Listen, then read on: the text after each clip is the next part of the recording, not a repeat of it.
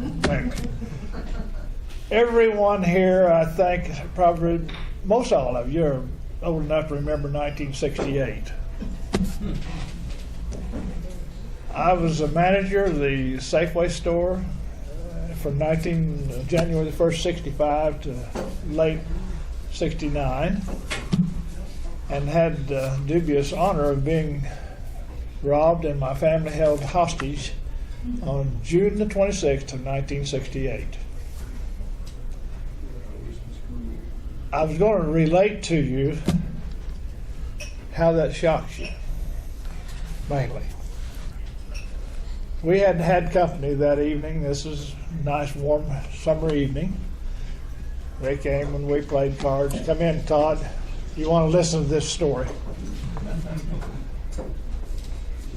And they left about 10:30.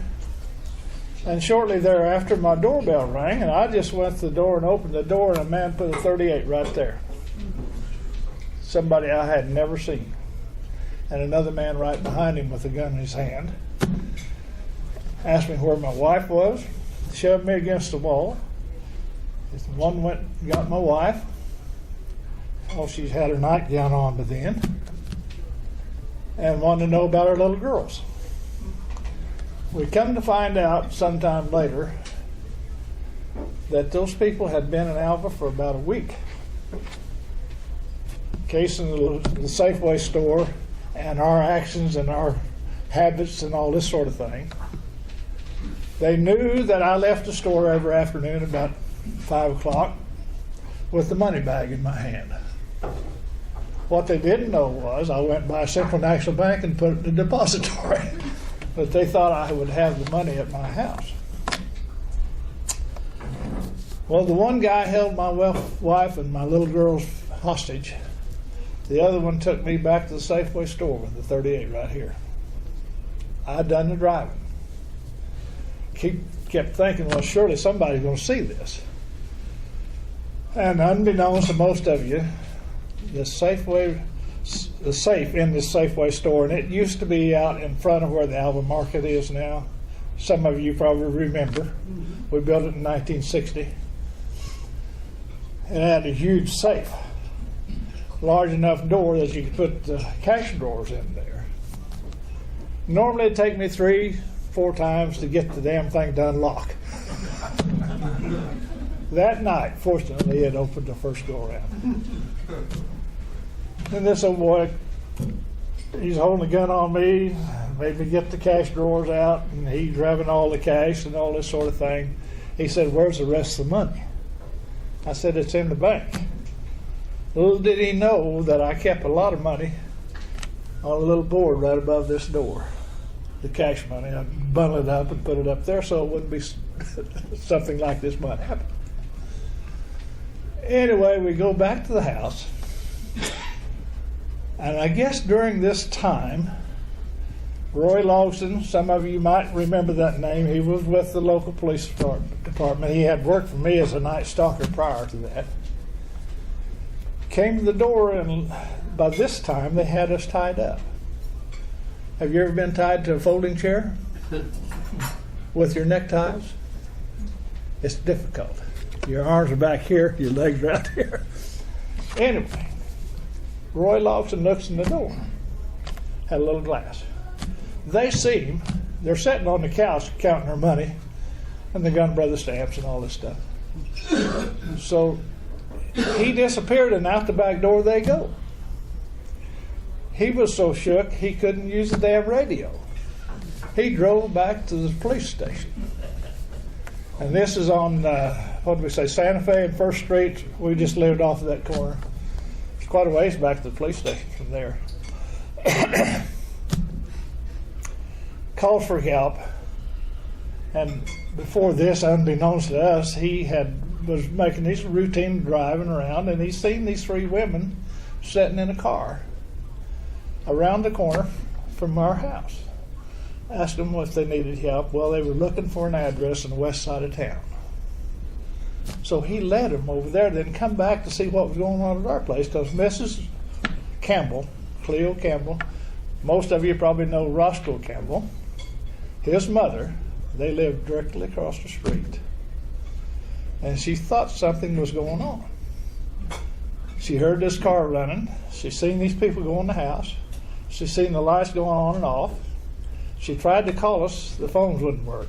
The first thing they done was jerk the phones out of the walls. So she had her son-in-law, which is Harold Wonger. I don't know whether any of you know Harold Wonger. She got him to call the police station and tell them something was going on at the Decker's house. Well, all this was happening. Lofton gets back. These guys had come back in the house because all of their ride was gone and the police had left. So they come back in the house and trying to decide what to do with us. That's how serious this was. Lofton showed up at the right time. Gene Ake behind him. I don't know whether you remember Gene Ake. Any of you remember him? Yep. Yeah. Real nice young man. So they had left out the back door again. Lawson comes in and unties me, but our daughter Kay was 8 years old, had crawled down the hallway and had already untied me when they come back in. She told the FBI person the next morning what kind of shoes those guys were wearing. That's, you know, Dr. K. I know, Todd. Anyway, she was crawling down and she could see their shoes under the couch and told them what kind of shoes they were wearing. So by the next morning, real early, FBI was there, OSBI was there, the county sheriff was there. Elvin White was there the night before. He was the county sheriff. But the night before, when it was all during the middle of the night, Clyde Vore showed up. He was the undersheriff, but Elvin White was there the next morning. Bill Beersmith, does anybody here remember him? Was a highway patrolman. So they started searching for these guys and tracked them down the railroad tracks, out on Flint Street, east of 281. It wasn't paved by then, that's almost 50 years ago. Bill Schmidt got the one guy in the wheat field. He told me this story later. He said this guy gets up. He said, I told you to hit the ground and I want to see your imprint. Well, if Bill Smith told you that, you better do it. And he did. The other one had disappeared. They tracked him for another mile. Grader come along and covered his tracks up. He was wearing tennis shoes, and Kay told him what kind of shoes and tread it was. She's 8 years old, but anyway, he showed up in Kiowa the next day, sometime after dinner. But these guys' names, and I hadn't told you this, there was a book written about them by a retired detective in Oklahoma City Police Force. Wrote this book. There's quite a bit of it concerning the hostage robbery in Alva, Oklahoma, the dates, the people were involved, and all that sort of stuff. Excuse me. Anyway, Hollis, Wayne, Justice, Floyd, August Davis. They were both notorious crime families, the Justice family and the Davis family. One of the women, there were 3 women in this car, one of the women was a sister to Justice. At the end of this book, she told the guy that was writing the book the only thing she really regretted about all of their crime life was the fact that they held my little girls and my wife hostage in 1968. Anyway, to go on with the story, this guy, the one that they tracked, showed up in Kiowa, Kansas the next day. Checked into a motel. The gal was on, of course, they were all on high alert. She gets highway patrol. Jack Fisher was one of the first ones there with the newspaper. So I go, and Kenny Cole called me. This woman had called him. Kenny Cole and I, and there was 2 other guys, I can't remember, I'm sorry. We went to Kiowa and got the guy out of the motel. All he had on was a white towel, isn't that right, Jack? Yeah.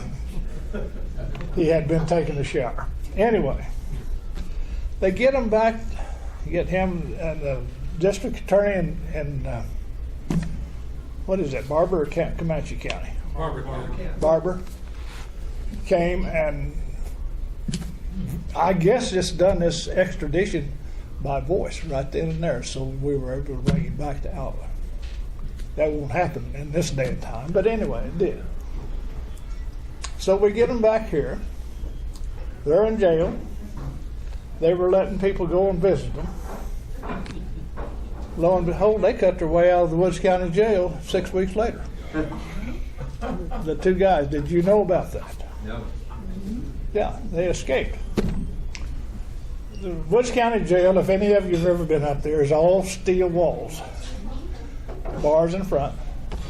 A little mirror, about a 5 or 7 by 12 maybe, that's bolted to the wall with round-headed bolts. Those guys managed to get those bolts loose and get this mirror out of there. Somebody had slipped them a rope hacksaw blade. They cut down from the corners of that mirror opening. Took them several days, apparently. And the jailers didn't look. They actually bent this steel wall with their hands and went out through the roof.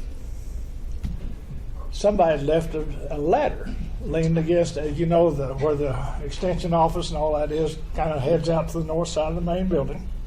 There was a ladder leaning up against the building, north of the north side entrance, and they come down that ladder and disappeared. Stole the car from Bob Coker, a brand new Camaro, I think it was, and left town.